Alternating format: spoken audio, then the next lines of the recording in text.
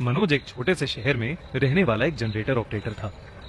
वो अपने छोटे से शहर का इकलौता जनरेटर ऑपरेटर था और इसीलिए हर शादी में शहर वाले मनोज को ही बुलाया करते थे। एक रात जब मनोज एक शादी से अपना काम खत्म करके घर वापस लौट रहा था, तब अचानक ही उसे गांव की नदी के पास बैंड बाजे की आवाज आने लगी।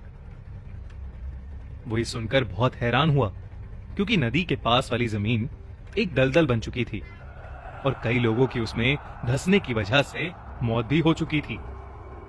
मनोज ने अपनी साइकिल घुमाई और नदी के पास देखने गया कि आखिरकार इतनी रात गए किसकी बारात इतने खतरनाक रास्ते से जा रही थी। मनोज जैसे ही नदी के पास पहुंचा, उसकी आंखें फटी की फटी रह गईं। उस नदी के पास एक बारात जा रही थी।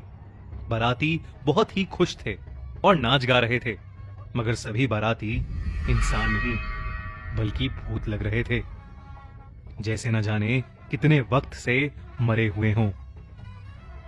किसी की स्किन सड़ी हुई थी तो किसी की आंखें गायब थीं और उस बारात का दूल्हा सबसे डरावना लग रहा था।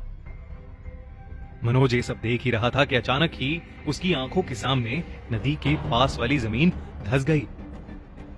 वो जमीन जिस पर दूल्हा खड़ा था। ये देखते ही मनोज की चीख निकल गई और सभी बारातियों का ध्यान मनोज पर चला गया। जमीन धंसने की वजह से दूल्हा नदी में गिर चुका था और बाकी के भूतिया बाराती जब दूल्हे को बचाने आगे बढ़े तो जमीन और धंसती चली गई। देखते ही देखते बारात के सभी आदमी उस नदी में गिर गए। इतना बड़ा हादसा सिर्फ कुछ ही मिनटों के अंदर अंदर हो चुका था और ये सब देखकर मनोज अब बहुत ज्यादा डर गया था। वो जैसे ही वहां से भागने लगा, उसका शरीर पूरी तरह से फ्रीज हो गया। उसकी कोशिश करने के बावजूद उससे खुद को हिलाया नहीं जा रहा था। तभी मनोज को ऐसा लगा जैसे उसके पीछे कोई खड़ा है। उसने पीछे देखा तो एक भूतिया औरत उसके पीछे खड़ी रो रही थी।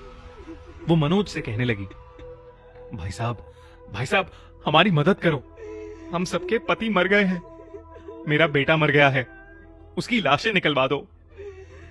ये बोलते ही वो औरत जोर जोर से रोने लगी और उसकी आंखें बिल्कुल लाल हो गईं। उसकी आंखों में देखते देखते मनोज उसके वश में आ गया। धीरे धीरे वो नदी की तरफ जाने लगा और सभी भूतिया औरतें उसके आसपास इकट्ठी होकर जोर जोर से रोने लगी। मनोज नदी में कूदने ही वाला था कि उसका बड़ा भाई दौड़ता हुआ आया और उसने मनोज के ऊपर एक राख जैसी चीज डाल दी। वो राख सर पर पड़ते ही मनोज वापस होश में आ गया और डर के मारे चिल्लाने लगा। तब तक वो सारी औरतें वहां से गायब हो गई थीं। मनोज का भाई उसे संभाल कर घर ले गया और उसने उसे सुला दिया। सुबह होते ही मनोज की दादी उसके पास आकर बैठी और उसे ये बताया कि जब वो 6 साल की थीं, तब उन्होंने सुना था कि नदी के पास से गुजरने वाली एक बारात के सारे मर्द नदी में गिरकर मर गए थे।